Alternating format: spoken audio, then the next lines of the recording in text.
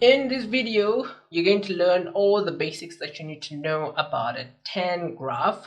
So if this is 100% new to you, or you're looking for a crash course, you guessed it, you're in the right place.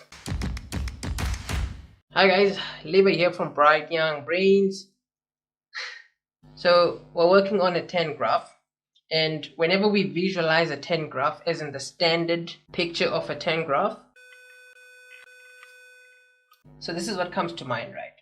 Now, you don't want to make the mistake of thinking that this is like one graph. No. This is a portion of what a tan graph looks like if you look at it in a space of 360. So what I mean by that is a tan graph basically just has these squiggly lines here every 180 degrees. So what we mean is this is a portion of a squiggly line, meaning to the left hand side you would have one right there.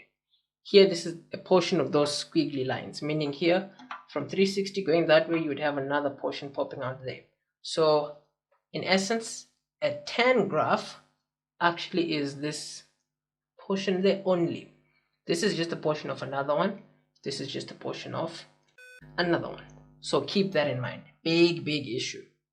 So with a tan graph, our standard equation looks like that. So if you've already seen the tutorials on the basics of a sine graph, then this is somewhat familiar to you. So key thing is though, A is not the amplitude, because a tan graph does not have an amplitude. So you don't refer to A as an amplitude. And you also don't have a formula to work out an A value for a tan graph. Reason is there's no maximum Y value, there's no minimum Y value. Because you see here, these curves go all the way up, they go all the way down. So A, we can just refer to that as an initial value. This is mainly just for formality, but it's really not a big deal. So keep that in mind. So B is your frequency. And we already mentioned that your frequency has a formula. And for a tan graph, frequency is always 180 divided by the period, because for a standard tan graph in a space of 180 you have a complete graph there. So frequency 180 over the period, and obviously this just means that if you need the period and you're given the frequency, you can still use the same formula. So again, just to give an idea of what our period and our frequency is, we know that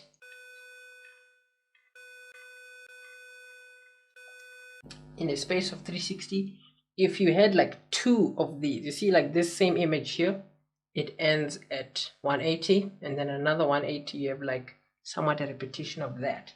We know that for our tan graph here, firstly we said our tan graph is just this squiggly line here. So we know that in between our asymptotes here, we know that this is going to be 90 degrees, 90 degrees, another 90 degrees. So for somewhat an image or a visual representation like this, your period is going to be 90 and your frequency is going to be 2. The reason is, in a space of 180 degrees, you somewhat have two complete tan graphs, right? Like from here, this is 45, this is 225, you see. This is in a space of 180 degrees. And in a space of 180 degrees, we are getting two complete tan graphs. So that's why our frequency is 2, and that's why our period is 90. We know that P and Q, so these two basically tell us that P is a shift from left to right, Q is a shift from top to bottom. If your P value is a negative number, it means that your graph was moved to the right. If your P is a positive number, it means that your graph was moved to the left. With Q, however, Q is what it is. If Q is a positive number, it means that your graph was moved up.